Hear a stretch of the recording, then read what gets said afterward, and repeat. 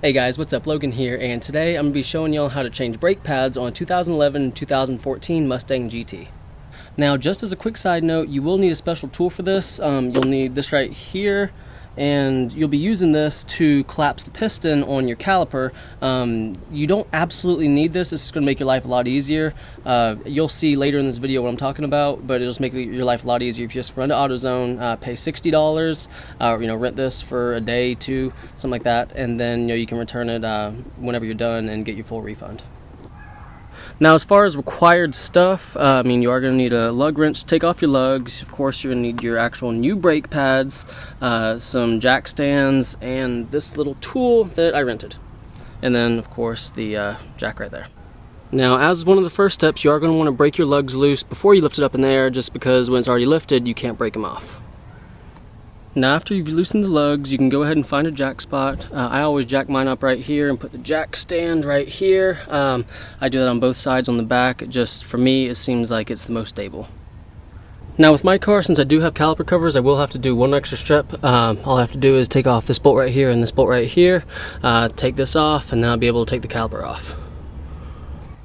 Now, to actually remove the caliper, it's going to be 4 bolts. There's going to be 2 different sizes. There's going to be a 15mm bolt right here, and on the back side right here.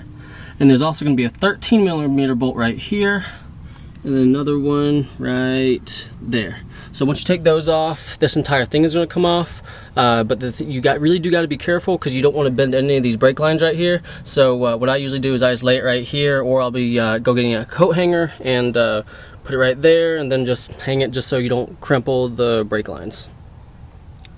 Okay, now that I've actually started taking this off, I completely forgot, but when I was putting my rotors on, I had to take this entire housing off. Actually, you only have to take the actual caliper off with 2 13mm bolts, so disregard the 2 15mm bolts. Now that I actually have the caliper off, the brake pads that were right here, they just slid right off.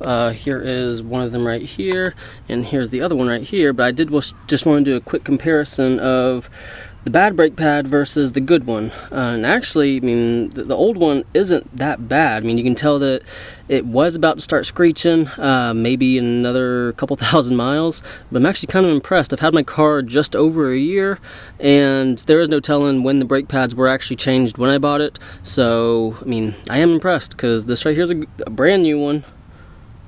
This is the old one. Now, this is where that special tool comes in. On this caliper right here, you need to compress this piston right here to allow more room for the extra meat that's going to be on the new brake pad. It's sticking out just a little. It's a little dark, so you can't really see all that much. But this right here has to be pretty much flush up against right here.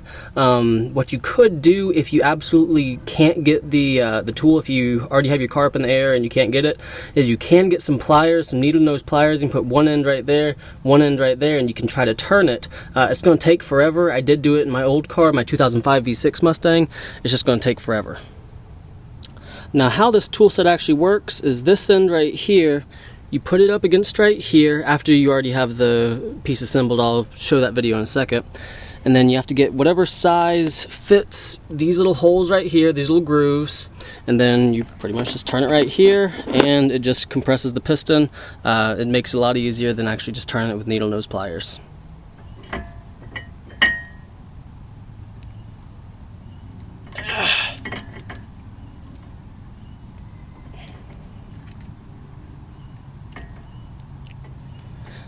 Now, one thing I am noticing is as you do turn, you do need to continue to adjust this part right here. You need to continue to turn this just to make sure it doesn't fall out. I know it looks like I'm having to put a lot of force into it. I am, but when I was using those needle nose pliers, it was almost impossible. Just to get the piston moving not even half an inch, it took me probably 10 minutes of trying to turn with those needle nose. So these right here are definitely a big help. Now, one thing I am noticing is that on this right here, you can see that the piston is pushing up against it, but on the side that the piston's pushing up against, there's this little clip right here. The other one doesn't have it, so I'm assuming that's some kind of feature. Just be careful with that. I'm going to put this one right here. Yeah, this right here has it, and this one right here has it.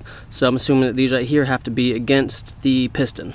Well, lucky me, the sun is going down. I did have class till 5 o'clock today, so it was kind of delaying me. I am going to finish up the front tomorrow morning. Of course, y'all are going to see that in about 5 seconds, but I'm just going to go ahead and finish up the rear. I'm not showing the other side, though.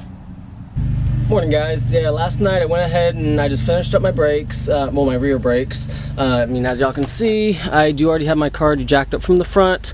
I did remove one of my front brake calipers, well, caliper covers, and I did notice one thing. The bolts that's going to be holding this caliper on are going to be right here and right back here. There's two of them. It's not a 13 millimeter bolt like the back. It's just going to be the 12 millimeter bolts. So one right here, one right here.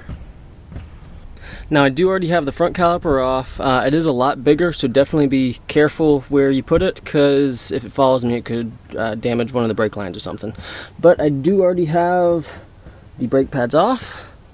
You can see the old one versus the new one, and honestly, it didn't really look like I needed to do a brake change. I mean, there is a little bit of a difference. You can see that the bottom one's the new one. There's definitely more meat on there.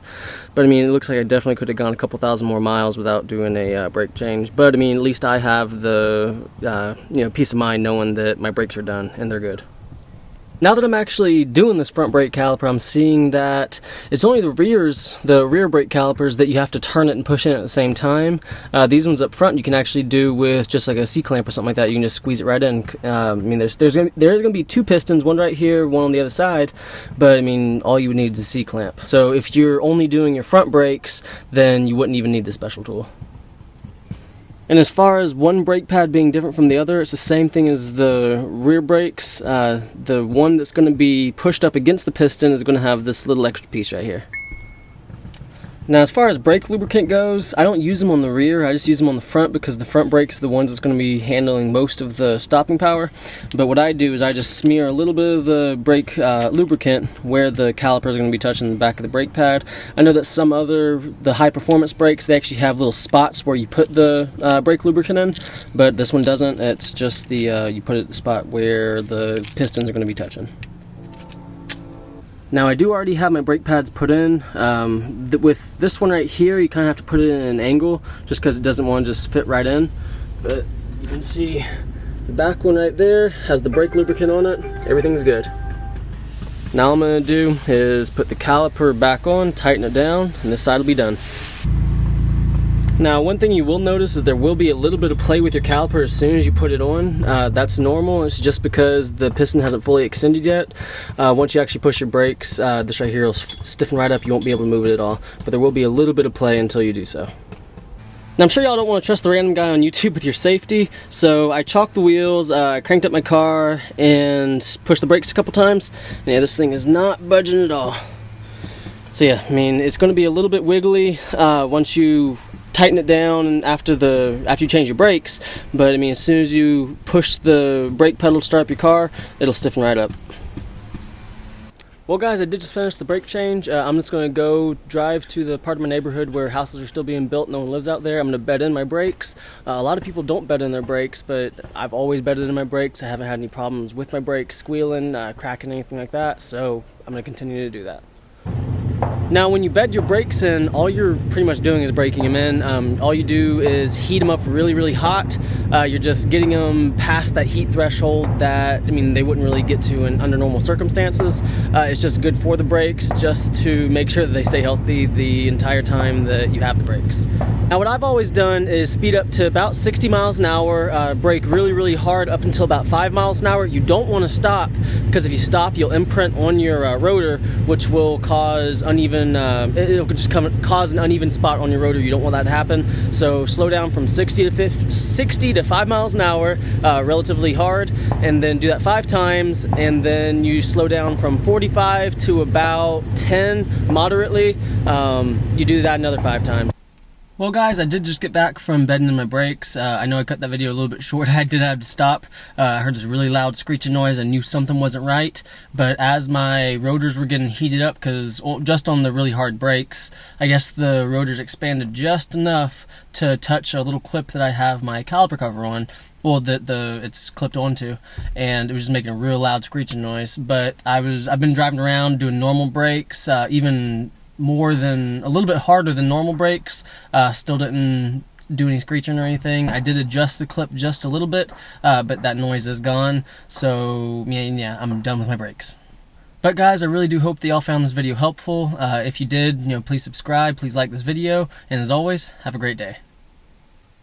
Well, I just got the phone with the local Ford dealership. They were going to charge me $4.99 to do all 4 sides of brakes. I'm going to call a local brake shop that just does brakes, see if they can do a better deal. The front and rear brakes, lifetime was 20,000 mile warranty, look about 340. Oh, okay. Front and $350. So in total, it cost me about $100 just for the brake pads. I mean, $350 at that shop that just specializes in brakes, and $4.99 at Ford. So I mean, that can be money spent on your car. I mean, buying extra parts. I mean, that's a lot of money.